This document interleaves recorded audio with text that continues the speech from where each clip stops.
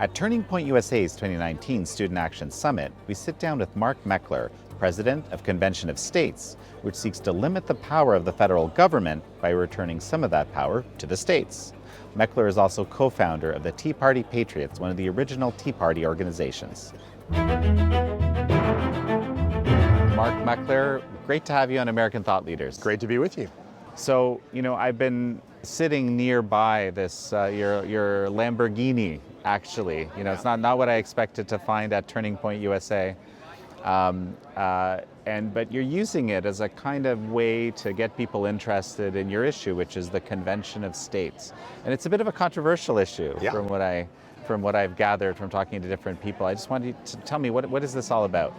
Well, so back in 1787, to go way back in history, at the convention, the founders knew that eventually the federal government would become too big, oppressive, as they said, and would overtake the states. And they wanted to give us, the people, a mechanism to push back against that. So 2 days before the end of the convention, September 15, 1787, Colonel George Mason addressed the assembly, and he asked this question: are we so naive that we believe that a government, a federal government that becomes a tyranny, will ever propose amendments to restrain its own tyranny? And if not, we need to give the people acting through the states the ability to do so. Interesting. It's interesting because Madison's notes, which are very thorough, say that the debate was nin com, meaning no comment in Latin. That was short for Latin for no comment, right? So there was no debate. The founders all agreed we had to give the states a way to push back. So here we are, 243 years later. Pretty much everybody agrees. 72% of Americans say the federal government's too big and does too much. The folks in D.C. are not going to ever restrain themselves. They're not going to pass a balanced budget amendment. They're not going to impose term limits on themselves. So Article 5 allows us as states to call a convention when 34 states request it, to get together to propose amendments to restrain federal tyranny. That's what we're doing. It takes 34 states. So far, 15 states have made that application. Okay, so that's really interesting. But so the fear, I think, out there that I've heard from numerous people is that this kind of a motion could actually, amend the Constitution, which would be a potentially very dangerous thing, right? What are your thoughts?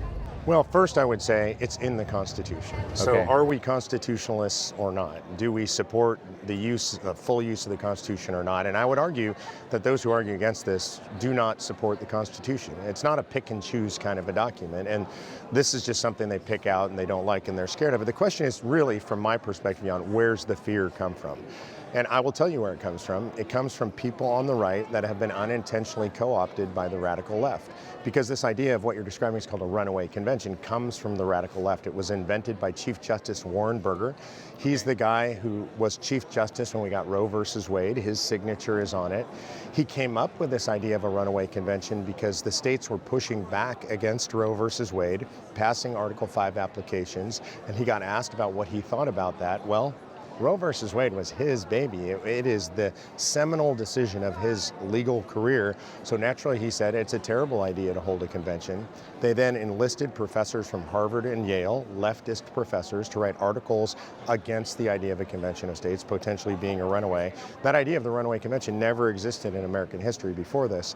And fast forward to today, about 2 years ago on Good Friday, every single, and that sounds like a big word, every single leftist group in America, major leftist group that you could name, signed a press release opposed to the Convention of States, saying that we were trying to reverse 115 years of progressivism. And normally I don't agree with the left, but that is true. That is what we're working on. So the left today, Soros orgs on down, Common Cause, Center on Budget and Policy Priorities, La Raza, Planned Parenthood, every public employee union in the nation, all of these organizations are aligned with a very few people on the fringe of the right that are opposed to the idea of a Convention of States.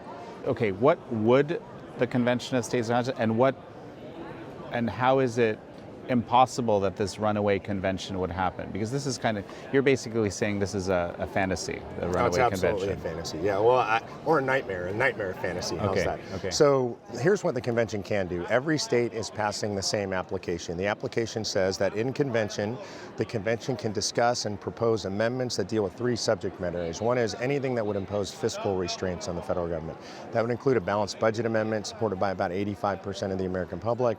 It would include things like the imposition of generally accepted accounting principles on the federal. They use, I don't know, like M&Ms and Skittles to do their accounting right now. We need real accounting principles so we know what the actual debt is, what they're actually spending. It would include things like taxing and spending caps on the federal government, or maybe preventing the federal government from imposing unfunded mandates on the states. Second, it would include anything that would impose term limits on federal officials. This includes on Congress themselves, supported again by about 85% of the American people. Congress is never going to limit their own terms. It would include imposing term limits potentially on staffers and bureaucrats as well. We never intended for folks to be in DC for 30 years living off the hog there. And the last is it would potentially impose term limits on the federal judiciary, which I personally think is really important. We were never supposed to have Supreme Court justices sitting for 30 years or federal judges for 30 years. And then finally, and I think most importantly, it would impose scope and jurisdictional restrictions on the federal government, like telling the federal government, no, you may not be involved in education. That's actually unconstitutional. No, you may not be involved in health care. So energy, things that the federal government has really overstepped the bounds of enumerated powers. Now, every state that says they want to participate in this has passed a resolution saying that's what we're going to talk about in convention.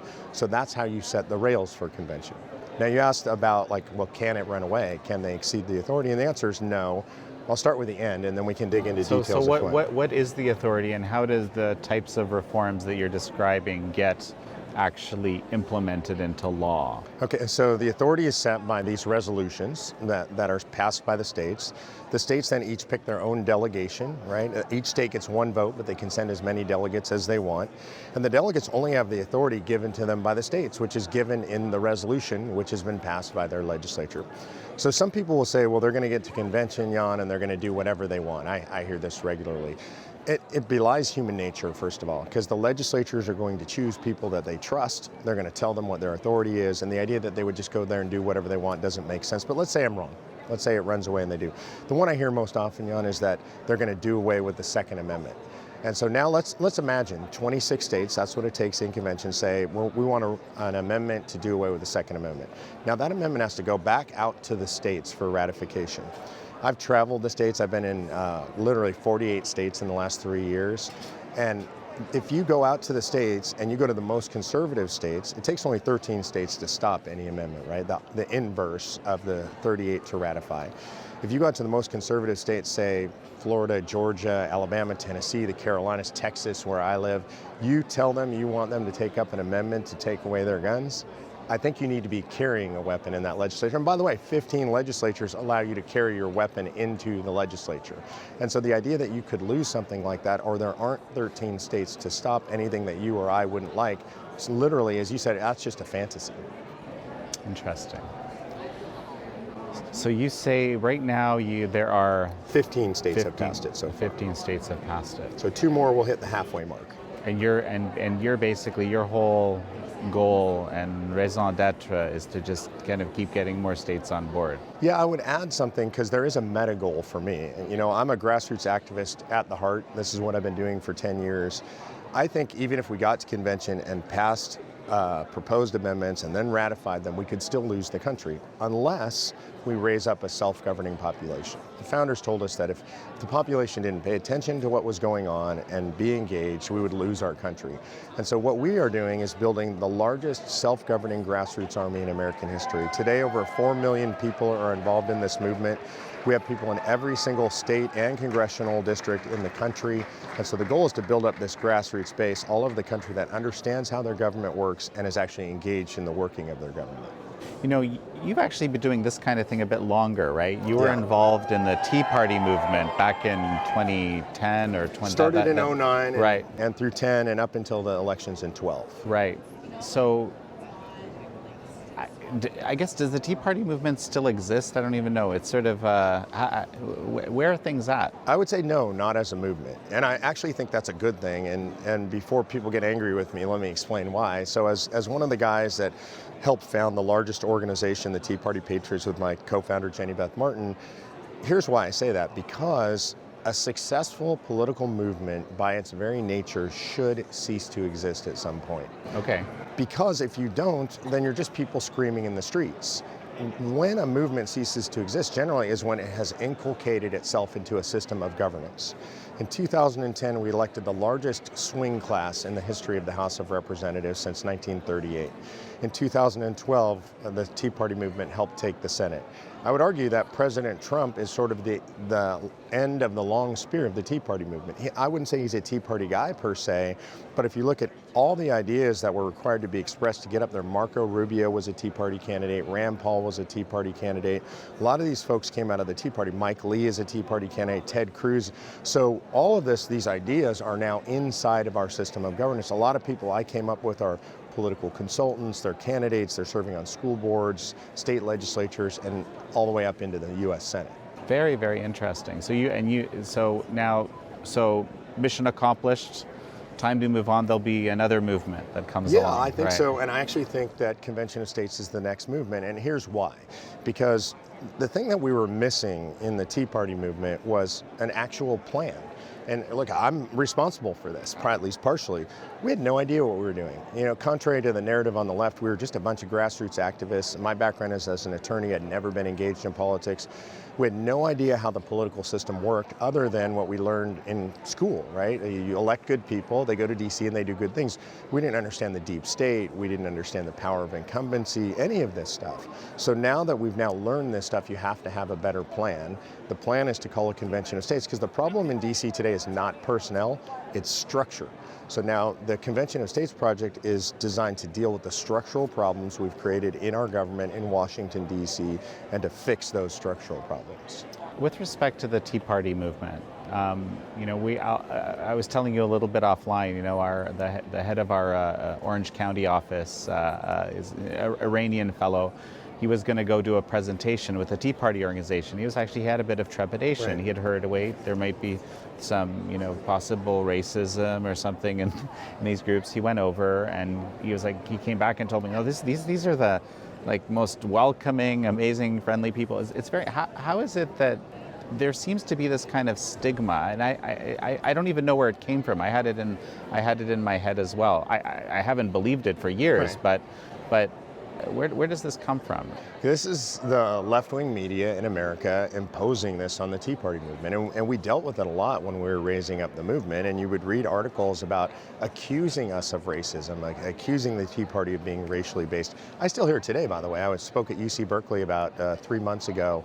The last question of the day was, now isn't it obvious in hindsight that the Tea Party movement was all based on racism, right? And so it's still out there. It was done as a way to damage what was the most powerful political movement at the time. So it was purely political motives by the media intended to damage the movement. I'll give you one of the most specific examples. During the height of the Tea Party movement, they were trying to pass Obamacare, the Democrats were. And the Democrats in the House of Representatives pulled a stunt. There were tens of thousands of people who were protesting in Washington, D.C. on Capitol Hill. Nancy Pelosi, Elijah Cummings, and some others, a bunch of members of the Black Caucus in the Democratic Party, marched straight through that demonstration, carrying a gavel, right? This is around the time Nancy Pelosi said she was going to get it done, over the wall, through the wall, around the wall, whatever, right? And they claimed that they were spat upon by Tea Partiers. The Black Caucus was spat upon by Tea Partiers. Never happened, right? And Andrew Breitbart, God rest his soul, amazing guy, was there, and he offered a $10,000 reward for anybody who could provide video footage of that. Now, there are a lot of people with iPhones out and other kinds of phones recording this whole thing. It didn't happen. But these were incidents that were made up by the mainstream media, by the politicians on the left to try and vilify the Tea Party movement. None of it ever happened. And I would say to anybody who's watching this that doubts what I'm saying, it is a miracle, by the way. Like millions of people, nobody did something really stupid. Go do your research on the internet. Try to find the racial incident by a Tea Party leader or by a Tea Party group. You literally can't find it online today, and you can find almost anything online.